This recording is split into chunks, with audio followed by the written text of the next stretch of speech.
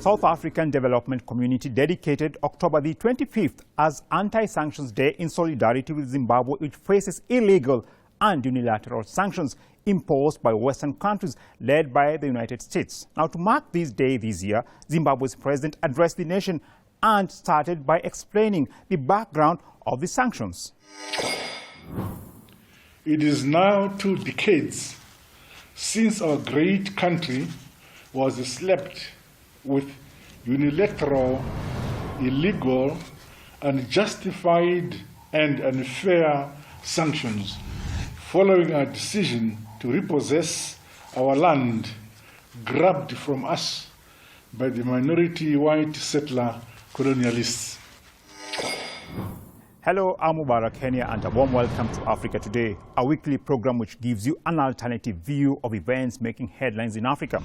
This week we are focusing on US-led sanctions on Zimbabwe and how they are impacting negatively on ordinary people. In the second part of our program, we shall see how mostly American chocolate companies are involved in perpetuating child labor and slavery in West African cocoa plantations. Stay with us and send us your comments through our social media handle as you watch. US-led sanctions hurting Zimbabweans. The illegitimate sanctions imposed on Zimbabwe by the United States and some other Western countries have lasted for 2 decades. The sanctions were imposed after Zimbabwe started a land reform program which saw indigenous people repossessing land that was occupied by European settlers during the colonial rule. The ensuing unilateral sanctions have gravely affected Zimbabwe's capability to develop and improve people's livelihood. A Zimbabwean protesting the illegal sanctions speaks on how innocent people are suffering. Although they are said to be targeting a few, they are hitting the majority. So sanctions should go. We have suffered enough. The whole region is supporting us on our side because sanctions are hitting the poor majority of this nation. Alina Dohan, a United Nations Special Envoy, has called on the United States and other Western countries to lift their sanctions on Zimbabwe. She says the restrictive measures are making ordinary people suffer. She made the call after her 10-day fact-finding mission in Zimbabwe and added that sanctions violate human rights obligations. I'm concerned that existing unilateral targeted sanctions as a punitive action violate, at the very least, obligations arising from universal and regional human rights instruments, many of which have a peremptory character. In particular, procedural guarantees and presumption of innocence, with a view that the grounds for their introductions do not constitute, for the most part, international crimes or comply with the grounds for universal criminal jurisdiction. Now, for more on how the US-led sanctions are hurting ordinary Zimbabweans, we contacted Alina Dohan, the United Nations Special Rapporteur on unilateral coercive measures. Thanks a lot for your time, madam. It's a pleasure. Now, you visited Zimbabwe last October to assess the impact of sanctions. Can you tell us your first-hand experience of how the US-led sanctions are hurting ordinary Zimbabweans?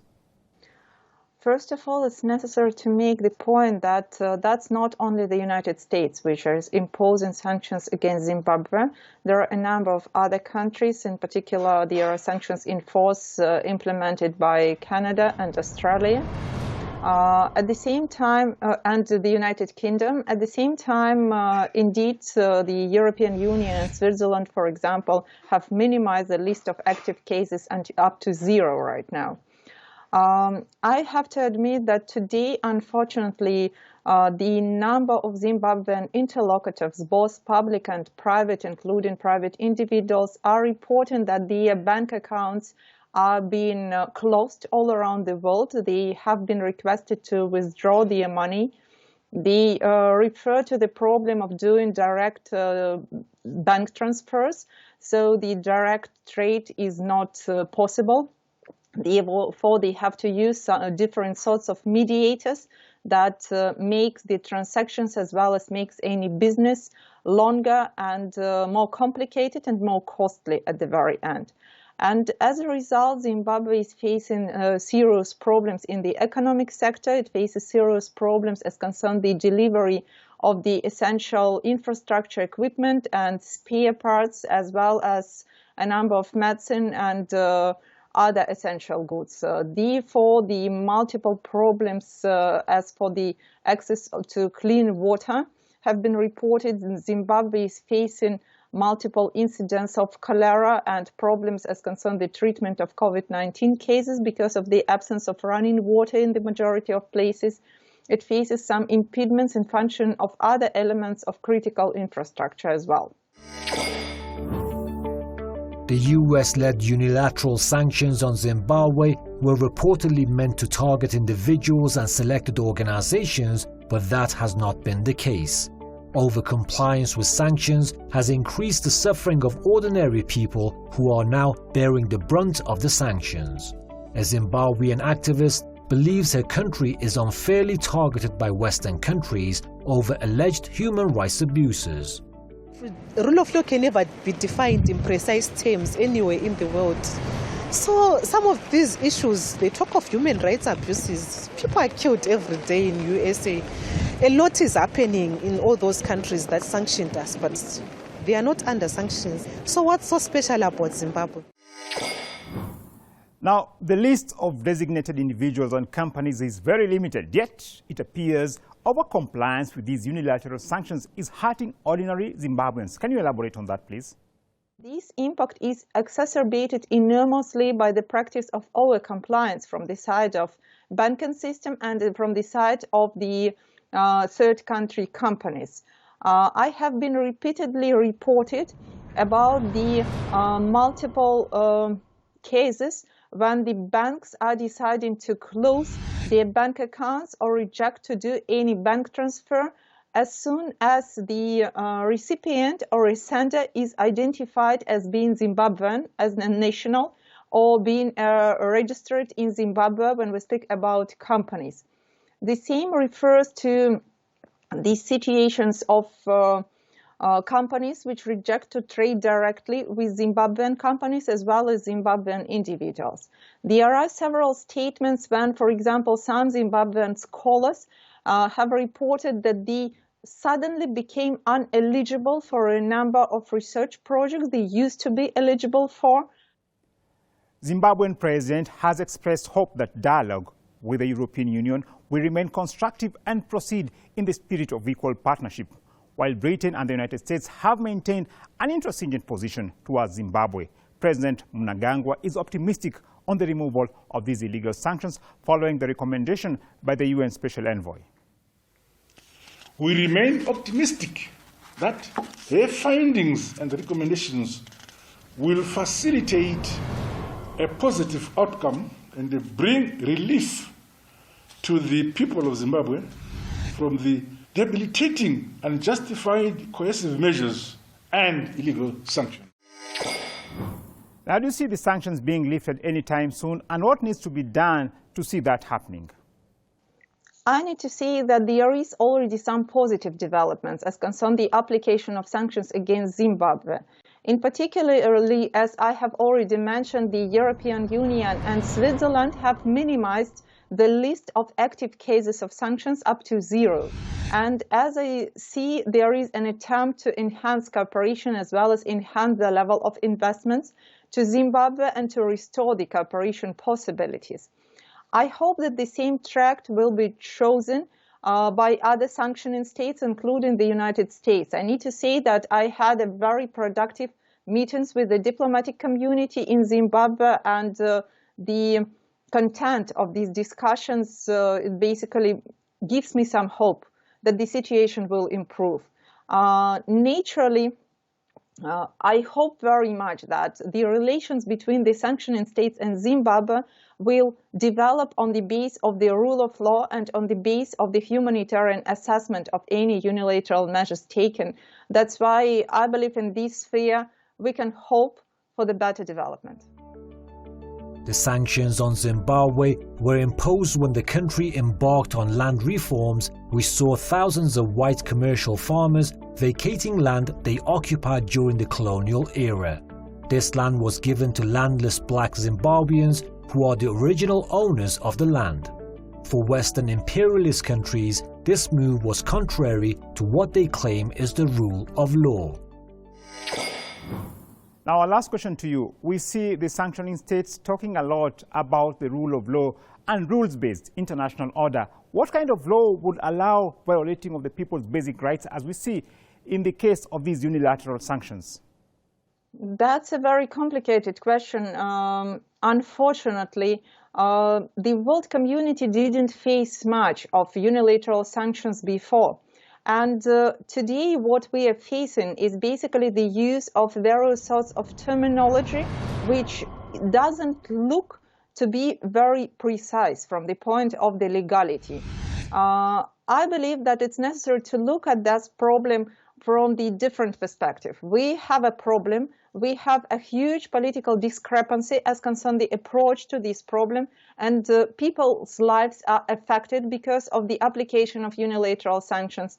And now it's necessary to use the rule of law and the general agreement about the need to promote and protect human rights to be able to bring international relations in this sphere back to normal. Well, thanks a lot, Alina Dohan, the United Nations Special Rapporteur on unilateral coercive measures. We now take a short break, and when we come back, we shall see how US-based multinationals dominating the global chocolate industry are supporting modern-day slavery in West African cocoa farms. Don't go away.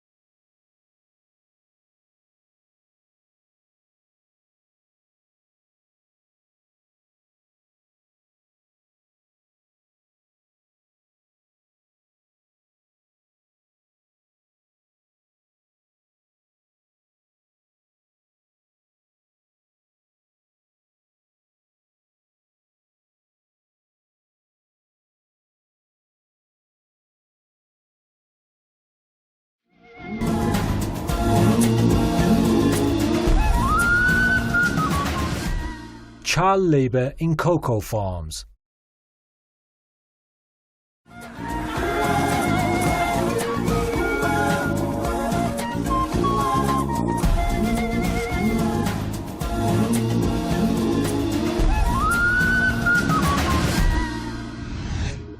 According to some statistics, at least 1.56 million children, many as young as 5, are working as slaves and child laborers harvesting cocoa for chocolate in Ivory Coast and Ghana.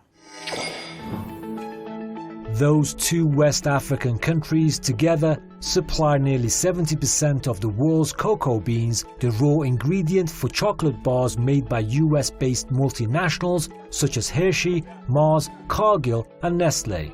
One of the affected boys who managed to escape in Ivory Coast says he worked as a slave in the country's cocoa plantations. To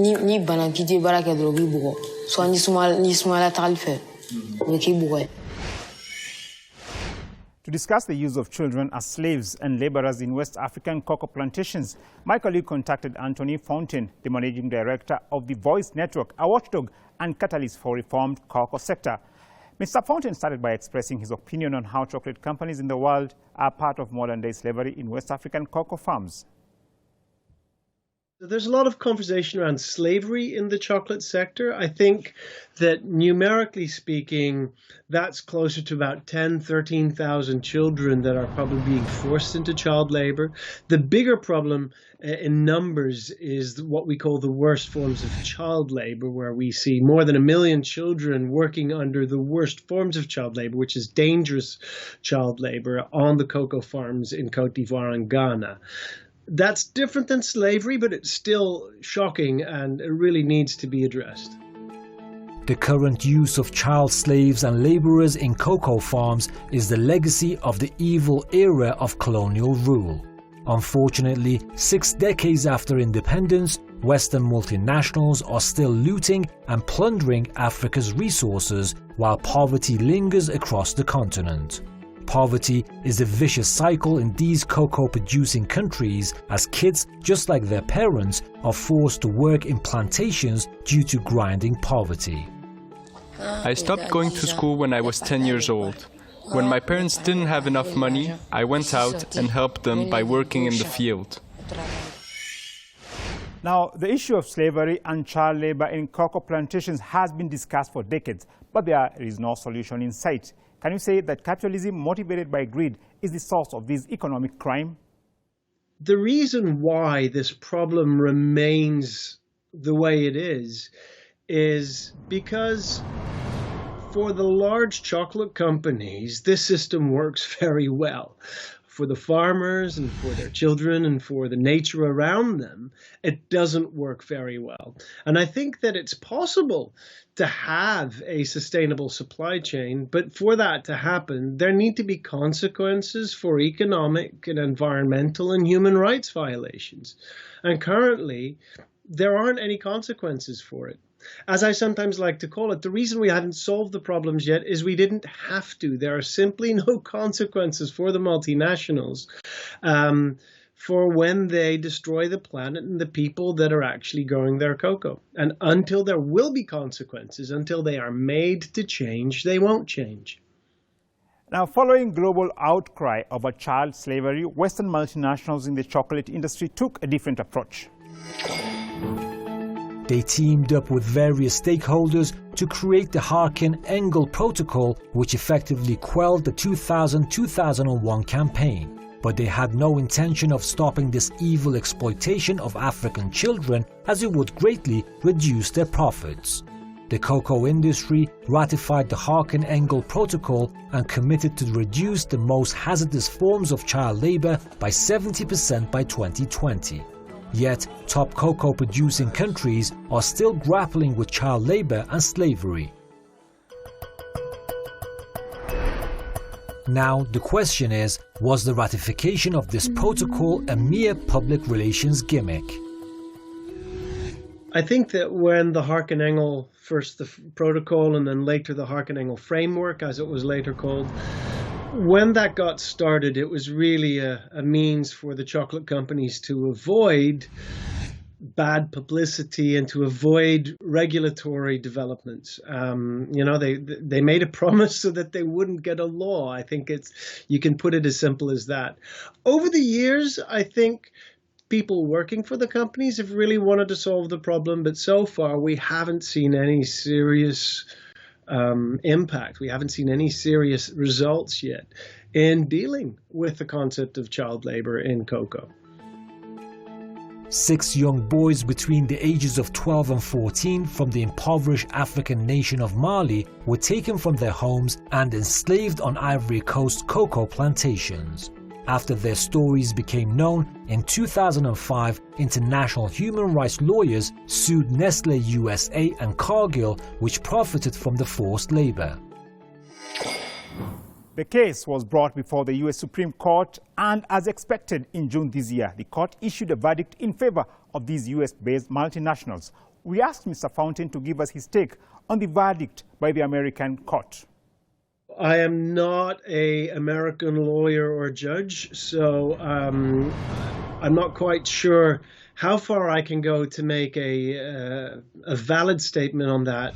But it's my impression that we need better laws before we can actually get justice. I think we really need to make sure that the laws that we have in place, that they are finally going to be good enough, that the laws say to companies, to multinationals, you are not allowed to profit off the back of child labor, deforestation, and extreme poverty. And as long as the law allows that kind of exploitation to happen, I'm not very hopeful that lawsuits will be very effective.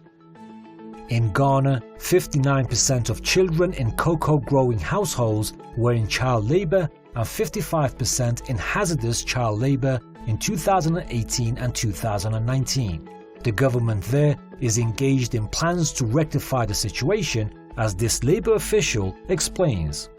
Government works through community partners because child labor is in the communities. It works with the chiefs, it works with opinion leaders, it works with the district assemblies, the children themselves, and is able to create partnership with them, saying that the community owns the problems themselves and are able to address it.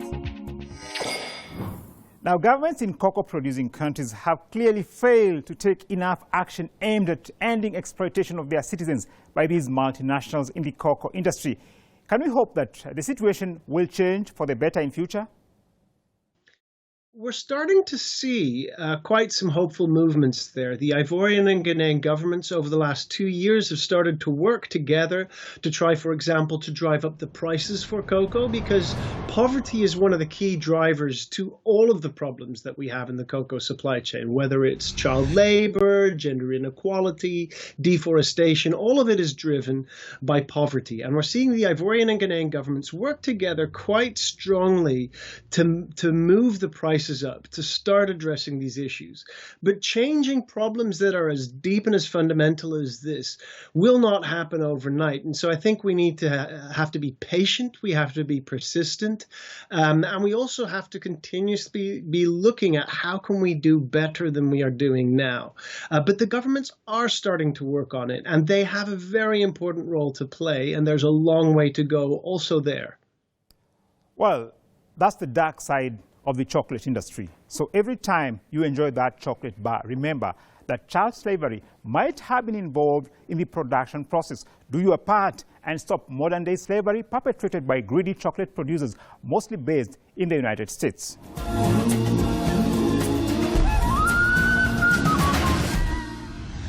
And on that note, we come to the end of this week's edition of Africa Today. Send us your comments through our social media handle and let us know what you think about today's show. You can also watch today's episode by visiting our website, presstv.ir. From me, Mubarak Kenya, it's goodbye for now.